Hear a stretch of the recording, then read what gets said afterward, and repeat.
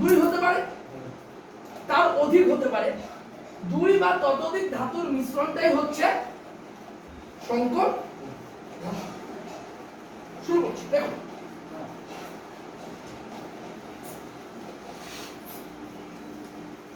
দেখো 2 সংকর ধাতু কাকে বলে, এই পয়েন্টটা সবার আগে করো। সংকর ধাতু কাকে বলে?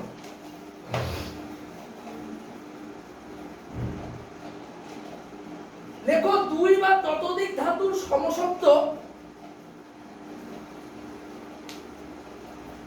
2 বা ততোধিক ধাতুর সমসত্ব বা অসমসত্ব মিশ্রণে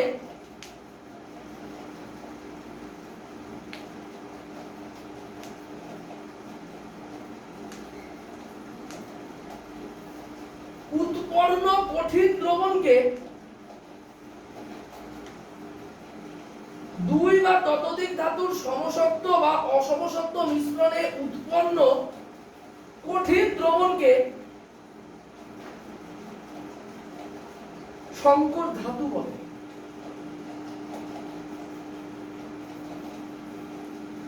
যেমন জলের মধ্যে চিনি,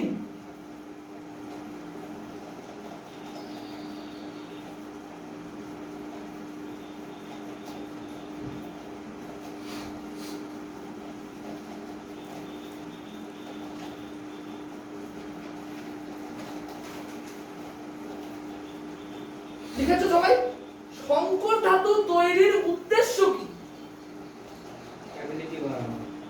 লোহার উপর নিকেলের প্রলেপ, সংকর ধাতু তৈরির উদ্দেশ্য কি? উত্তর লেখো, লোহার উপর নিকেলের প্রলেপ যাতে মরচে না পড়ে। লোহার উপর নিকেলের প্রলেপ যাতে মরচে না পড়ে। ঠিক আছে? তারপর লেখো কাঠিন্য বৃদ্ধি করা ও নমনীয়তা বৃদ্ধি করা।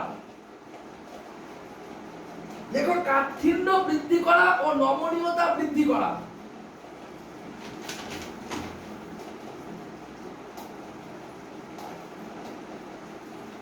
কাঠিন্য বৃদ্ধি করা ও নমনীয়তা বৃদ্ধি করা। লোহার উপর নিকেলের প্রলেপ যাতে মরচে না পড়ে। দ্বিতীয় পয়েন্ট কাঠিন্যতা বৃদ্ধি করা ও নমনীয়তা বৃদ্ধি করা। তৃতীয় পয়েন্ট সম্প্রসারণশীলতা বৃদ্ধি করা।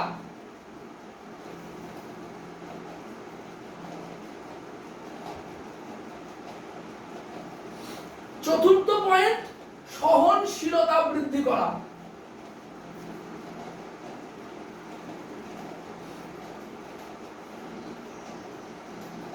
সহনশীলতা বৃদ্ধি করা। তারপরের পয়েন্ট ঘনত্ব বৃদ্ধি করা।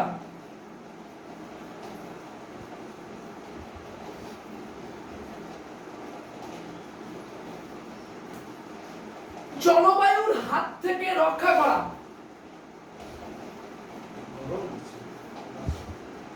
জলবায়ুর হাত থেকে রক্ষা করা। তারপরের পয়েন্ট জারণ হ্রাস করা। তারপরের পয়েন্ট জারণ হ্রাস করা।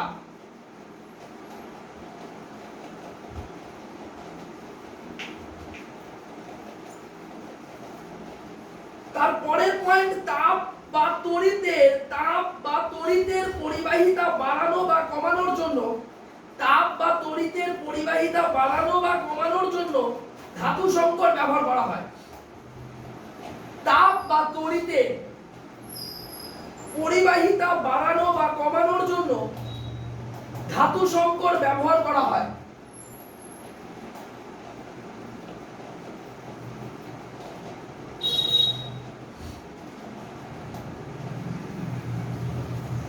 এই সংকর ধাতুর নিচে পয়েন্ট লেখো, সংকর ধাতুতে শুধু ধাতু না অধাতুও মেশাতে পারি। সংকর ধাতুতে শুধু ধাতু নয় অধাতুও মেশাতে পারি। সংকর ধাতুতে শুধু ধাতু নয় অধাতুও মেশাতে পারি।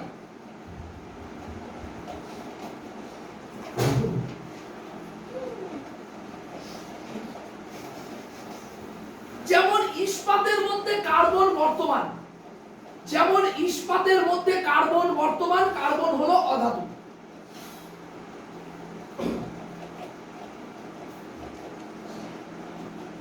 ইস্পাতের মধ্যে কার্বন বর্তমান, যেমন কার্বন হলো অধাতু। তাহলে ইস্পাতের মধ্যে কে বর্তমান? কার্বন বর্তমান, কার্বন হলো অধাতু।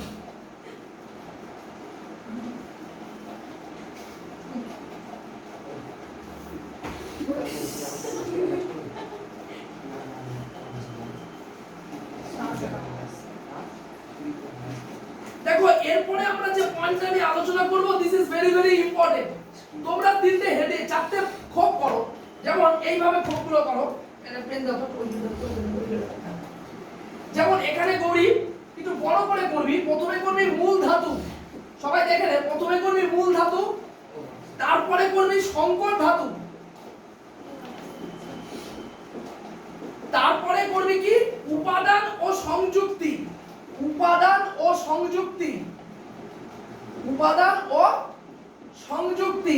তার পাশের কলমে কি করবি? ব্যবহার।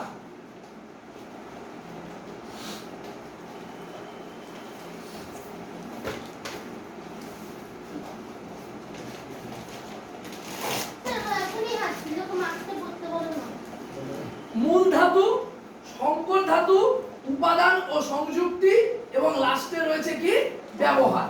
আচ্ছা তাহলে মূল ধাতু কি বলতে পারিস? মূল ধাতু প্রথমে লেখ, মূল ধাতুর ঘরে লেখ লোহা। লোহা এফি, মূল ধাতুর ঘরে লেখ লোহা।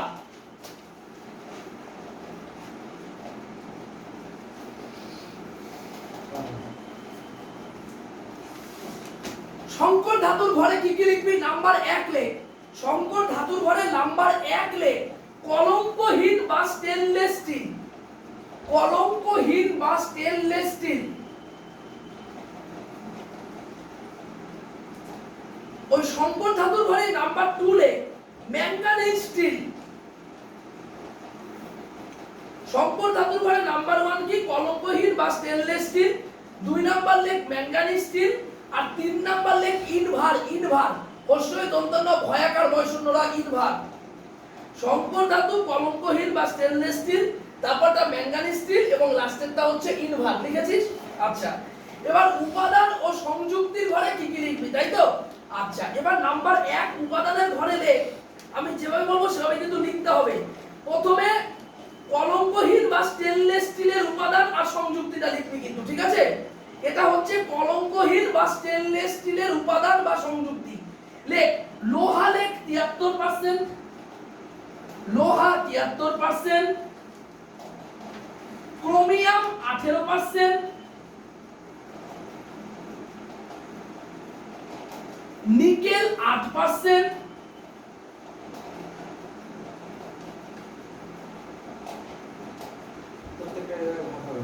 কি বলছি বলতো? উপাদান আর সংযুক্তির ঘরে কিন্তু এটা লিখবি। উপাদান সংযুক্তির ঘরে এটা তাহলে কার কার উপাদান? এটা হচ্ছে কলঙ্কহীন বা স্টেনলেস স্টিলের কিন্তু। কি কি? লোহা 73, ক্রোমিয়াম 18, নিকেল 8, আর সামান্য কার্বন। আচ্ছা এবার ম্যাঙ্গানিজ স্টিলের উপাদান আর সংযুক্তি কি হবে? লোহা 85, লোহা 85,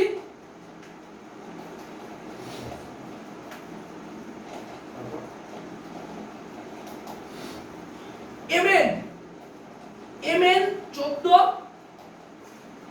Mn মানে ম্যাঙ্গানিজ, ম্যাঙ্গানিজ 14, আর সামান্য কার্বন। আচ্ছা এবার ইনভারের কি হবে? ইনভার, ইনভারের কি হবে?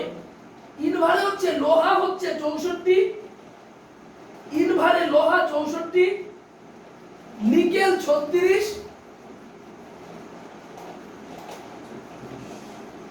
আর সামান্য কার্বন। এবার বলবি দাদা এগুলো লেখা আছে পাগল, ইউ আর ম্যাড। একদম টোটাল এইভাবে পার্সেন্টেজ দিয়ে কোশ্চেন আসবে। ইনভারে লোহা কত পার্সেন্ট, ক্রোমিয়াম কত, আর কি আছে, এরকম কোশ্চেন আসবে। তো মুশকিল লিখিয়ে দাও, লিখে রাখ। আচ্ছা এবার কলঙ্কহীন বা স্টেনলেস স্টিলের ব্যবহারটা কি হবে রে? বলতে পারবি কেউ? লেখ বাসনপত্র তৈরি, কমা কাঁটা চামচ তৈরিতে, বাসনপত্র তৈরি, কাঁটা চামচ তৈরিতে, এটা কার ব্যবহার বলছি বলতো? কলঙ্কহীন বা স্টেনলেস স্টিল। বাসনপত্র তৈরি, কাঁটা চামচ তৈরিতে, অস্ত্রোপচারে, অস্ত্রোপচার মানে কি? এই যে যেটা ডক্টর অনিন্দ্য সরকার করে, হাড় কেটে কেটে জল লাগায়, এটাকে অস্ত্রোপচার করা বলা হয়। অস্ত্রোপচারে প্রচারের যন্ত্রপাতি তৈরিতে ব্যবহৃত হয়। অস্ত্রোপচারের যন্ত্রপাতি তৈরিতে ব্যবহৃত হয়। আচ্ছা, এবার আমাদের দেবপ্রিয় ম্যাঙ্গানিজ স্টিল কোথায় ব্যবহৃত হয়? দেখ, পাথর চূর্ণ করার মেশিন ও রেল লাইনে, পাথর চূর্ণ করার মেশিন ও রেল লাইনে,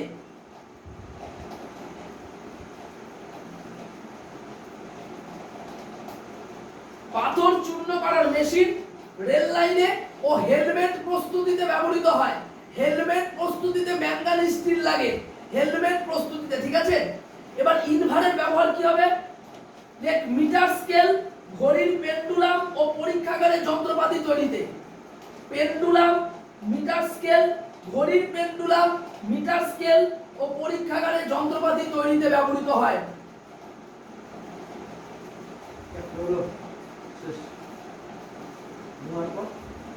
এবার মূল ধাতুর ঘরে 2 নম্বরে কে যাবে? কপার। কপার, সিইউ, মানে ওখানে যতগুলো লিখে দিয়েছি সবগুলো এখানে আসবে। ওকে, অনেক লম্বা হবে।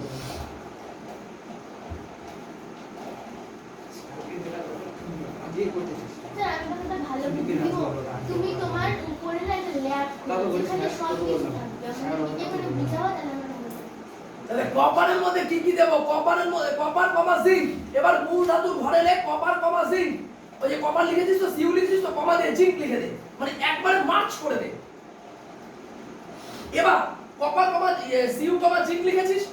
সংকর ধাতুর ঘরে 1 নম্বরে লে পিতল বা ব্রাশ। পিতল বা ব্রাশ, এগুলো সম্ভব বলতো পড়াশোনা ছাড়া? এগুলা লিখে গিয়ে চাচিয়ে দিয়ে ব্যাপার। পিতল বা ব্রাশ, 9 10 পড়াশোনা করে 10 পড়াতে বসে যাচ্ছে যারা, একটা বাস করবে না। পিতল বা ব্রাশ কেন হলো? অনব আছে, অহনা বলে যে মেয়েটি রয়েছে আমার প্রাইভেটে পড়াচ্ছে, একদিন করে যেতে পারিস, অনলি ফর ফিজিক্স, দায়িত্ব নিয়ে ফেল। যদি ভিডিও তো হচ্ছে দেখবে তো। দেখো, অহনা বাড়িতে ফিজিক্স পড়াচ্ছে, 800 টাকা করে নিচ্ছে পার মান্থ, সব ভুল করাচ্ছে, বাপরে, আর কিন্তু পড়াচ্ছে, এটা বললি কি? মানে ইন্সপিরেশনটা ভালো কিন্তু পড়াচ্ছে। এই ভিডিওটা আমাকে পাঠাস। কপার সিইউ কমা জেডেন। সংকর ধাতুটা কি হবে? পিতল বা ব্রাশ। এবার 2 নাম্বার সংকর ধাতু হবে ব্রোঞ্জ। যা বলছি দেখো প্রিয়, লেখ, এক এক খাতা খুলে লেখ, এটাই অ্যানসার, ব্রোঞ্জ। 3 নাম্বার লেখ জার্মান সিলভার। কত কিছু শুন দিয়ে মানে জানছিস বলতে এগুলো নাম। 4 নাম্বারে লেখ গান মেটাল। এই গান মেটাল ফ্যাক্টরি আছে, জানিস তো? গান মেটাল, বন্দুক। আমাদের উত্তর 24 পরগনা, কলকাতা, ইছাপুর এবং ব্যারাকপুর, এই দুটো জায়গাতে আছে। বিশাল পরীক্ষা হয়, আমি পাস করতে পারিনি, কি কি 4-5 জন পাস করতে পারিনি। কত 3 মার্কের থাকে তাও ওরে না, ঠিক মার্ক কাটলে কিছু না। কেন তোমার ট্যাকটিক্সে ইতিহাস জানতে হবে এগুলো পরীক্ষা দিতে গেলে। তোমার ট্যাকটিক্সে দেখবো যেটা সবথেকে বড় উত্তর শুধু ঠিক করে দিব, হয়ে গেল। তাহলে পিতল বা ব্রাশ, তারপরেরটা ব্রোঞ্জ, তারপরেরটা জার্মান সিলভার, 4 নাম্বার গান মেটাল, 5 নাম্বার কাঁসা। ওই যে কাঁসার বাসন হয়, যে কাঁসার খাওয়া ঘুমের অর্ডারে খায়। এবার আসছি উপাদান ও সংযুক্তি, খুব মাইনরলি শুনবি, অত্যন্ত ইম্পর্টেন্ট ক্লাস চলছে কিন্তু। উপাদান ও সংযুক্তি, 1 নাম্বার পিতল বা ব্রাশ লিখেছিস না, ওইটার পাশে লে কপার 60 থেকে 80%, কপার 60 থেকে 80%, আর জেড এর হচ্ছে 20 থেকে 40%। দিস ইজ দ্য মার্চ, একসাথে লিখিয়ে দিলাম। জিঙ্ক জিঙ্ক হচ্ছে 20 থেকে 40%, কপার হচ্ছে 60 থেকে 80%, আর জিঙ্ক হচ্ছে 20 থেকে 40%। আচ্ছা, ব্রোঞ্জ, এই যে ব্রোঞ্জ লিখেছিস, যে সেকেন্ডে ব্রোঞ্জ লিখেছিস না, এখানে কপার লেখ 80%, এসএন লেখ, এসএন, এর মানে স্টেনিক, এসএন হচ্ছে 18% আর জিঙ্ক হচ্ছে 2%। কপার হচ্ছে 80%, এসএন হচ্ছে 18%, জিঙ্ক হচ্ছে 2%। সেটা প্রথম আসবে। এবার লেখ জার্মান সিলভার। কপার লেখ 50%, কপার লেখ 50%, জেডেল লেখ 20%, নিকেল লেখ 30%। এটা লিখালাম। পরীক্ষায় একটা কোশ্চেন আসবে, জার্মান সিলভারের পরিমাণ কত শতাংশ? উত্তর হবে 0%। লেখ যা বলছি এটাই অ্যানসার। একটা ব্যতিক্রমী কোশ্চেন, জার্মান সিলভারের পরিমাণ 0%। জার্মান সিলভারে কপার কত পার্সেন্ট? 50, জেডেল কত পার্সেন্ট? 20, আর নিকেল কত পার্সেন্ট? 30। 50 আর 20 70, আর 30 এ 100। জার্মান সিলভারে এজি 0%। 50 আর 20 70, আর 30 এ 100, জার্মান সিলভারে এজি 0%। তাহলে কোশ্চেন আসে, জার্মান সিলভারে কি অনুপস্থিত থাকে? লিখে রাখ নিচে, জার্মান সিলভার অনুপস্থিত থাকে। আলাদা জায়গা লিখতে হবে। এদের পরীক্ষায় আসে রেগুলার আইসি বলবি রোজ নিয়ে আসে। জার্মান সিলভার অনুপস্থিত।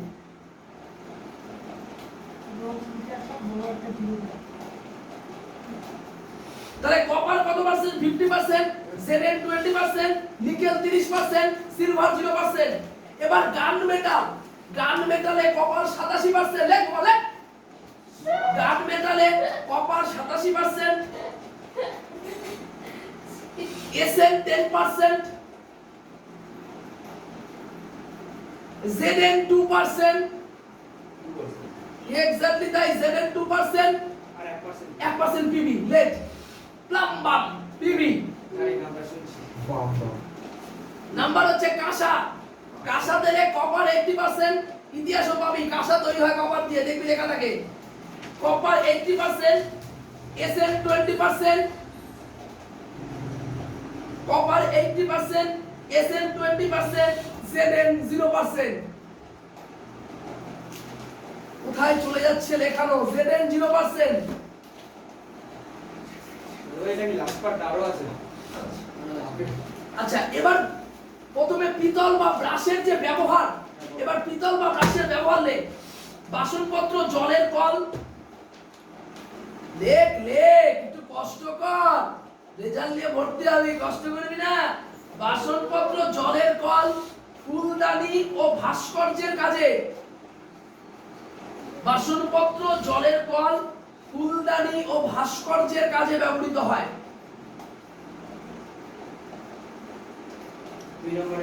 2 নম্বরে ব্রোঞ্জ। মূর্তি, মুদ্রা, মডেল,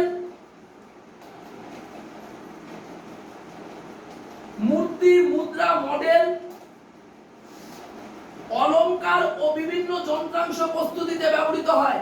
অলংকার ও বিভিন্ন যন্ত্রাংশ প্রস্তুতিতে ব্যবহৃত হয়। অলংকার ও বিভিন্ন যন্ত্রাংশ প্রস্তুতিতে ব্যবহৃত হয়।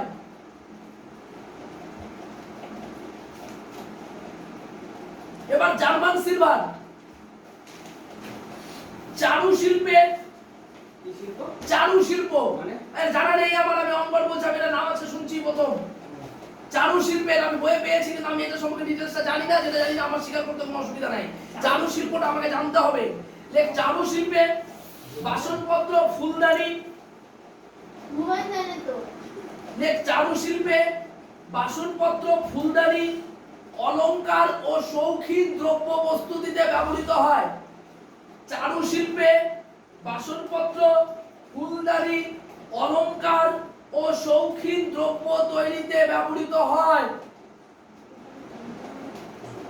চারু শিল্প বাসনপত্র, ফুলদানি, অলংকার, শৌখিন দ্রব্য প্রস্তুতিতে ব্যবহৃত হয়। এবার ভাস্কর গান মেটাল। বন্দুক, একটাই তো মনে করো। বন্দুকের ভাল্ভ, তারপরে যন্ত্রপাতি প্রস্তুতিতে বন্দুক, ভাল্ভ ও যন্ত্রপাতি প্রস্তুতিতে ব্যবহৃত হয়। ভালো কি করে বলবো? ওই ভাল্ভ মানে হচ্ছে যে দুটো যে conjunction points, valve. Valve electrical আগে ভাল্ভ কানেকশনে আছে। কাঁসা হচ্ছে বাসনপত্র, মূর্তি, ঘণ্টা তৈরিতে ব্যবহৃত হয়। কাঁসা হচ্ছে বাসনপত্র, মূর্তি ও ঘণ্টা তৈরিতে ব্যবহৃত হয়। ঘন্টা ঘণ্টা তৈরিতে ব্যবহৃত হয়। লাস্ট চিং মূল ধাতু অ্যালুমিনিয়াম।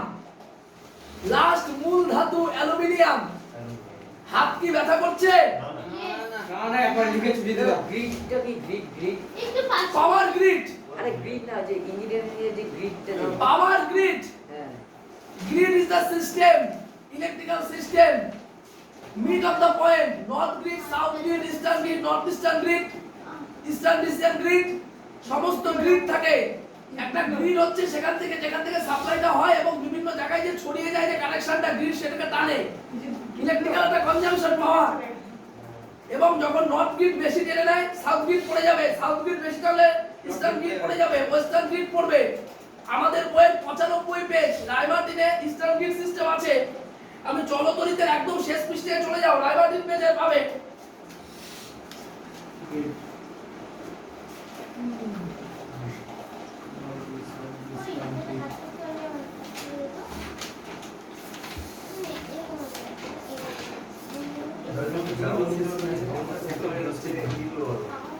কিসের বল বল বল। আচ্ছা জার্মান সিলভারে কি বলছিস? আচ্ছা একটু বলা যাবে? ওকে ওটা আপনি গেছে বলে দেন একটু জার্মান সিলভারটা। তুই আটকে গেছিস জার্মান সিলভারে copper 50%, Z 20%, nickel 30%, silver 0%। Nickel 30 তে সিলভার 0, নিকেল 30 সিলভার 0%। আচ্ছা আমরা একটা অ্যালুমিনিয়ামটা লিখে নিই, তারপরে আমি গ্রিড ব্যবস্থাটা আরো ভালো করে বুঝিয়ে দিচ্ছি তোমাদেরকে। অ্যালুমিনিয়াম মূল ধাতু কি আছে? অ্যালুমিনিয়াম। সংকর ধাতু কি জানিস? ডুরালুমিন। সংকর ধাতু ডুরালুমিন, ডুরালুমিন। এটা কি এর উপাদান আর সংযুক্তিটা লিখে নে। যেখানে অ্যালুমিনিয়াম 95%, বাকিটা কি কপার 4%, মানে Cu 4%, আর 1% Mn 0.5%, Mn 0.5%, Mg 0.5%। এর ব্যবহার লিখে নে। বিমানের কাঠামো, মোটর গাড়ি ও বিভিন্ন যন্ত্রাংশ তৈরিতে। বিমানের কাঠামো, মোটর গাড়ি ও বিভিন্ন যন্ত্রাংশ তৈরিতে। এখন 1 ঘন্টা পড়াবো। বিমানের কাঠামো, মোটর গাড়ি ও বিভিন্ন যন্ত্রাংশ তৈরিতে। শরীরের পড়া আছে পাশে আচ্ছা এবার অ্যালুমিনিয়াম মূল ধাতু। সংকর ধাতুর 2 নম্বরে লেখ ম্যাগনেলিয়াম। ম্যাগনেলিয়াম। এরপরে তোমাদের কাছে যে সবচেয়ে অধ্যায়টা কঠিন ফিজিক্সে, সেটা হচ্ছে সংকেত। হ্যাঁ মোটামুটি শুরু হয়ে গেল। নেক্সট থার্ড পার্ট থেকে শুধু সংকেত, এবং এগুলো মাথা খারাপ করা সংকেত, কিন্তু জোড়া লাগিয়ে সংকেত গ্রহণ করতে হবে, জুতো যোগ কিন্তু সব। তারপর একটা ম্যাগনেলিয়াম। ম্যাগনেলিয়াম, ম্যাগনেলিয়ামের উপাদান সংযুক্তি লেখ অ্যালুমিনিয়াম 90 থেকে 95%, 90 থেকে 95%, আর Mg লেখ 5 থেকে 10%। আরেকবার বলো তো। অ্যালুমিনিয়াম হচ্ছে 90 থেকে 95% আর Mg হচ্ছে 5 থেকে 10%। ব্যবহার ব্যবহার হচ্ছে বিমানের যন্ত্রাংশ ও বৈজ্ঞানিক যন্ত্রপাতি তৈরিতে। বিমানের যন্ত্রাংশ ও বৈদ্যুতিক যন্ত্রপাতি তৈরিতে। আমরা আমাদের আজকের যে পড়া, সেই পড়ার একেবারে মানে শেষ লগ্নে চলে এসেছি। আবার এই যে ভিডিওটাকে প্লিজ আপলোড করে দে। লাস্ট থার্ড পার্ট আকরিক ও খনিজ। তার মানে আমাদের কটা পার্ট গেল?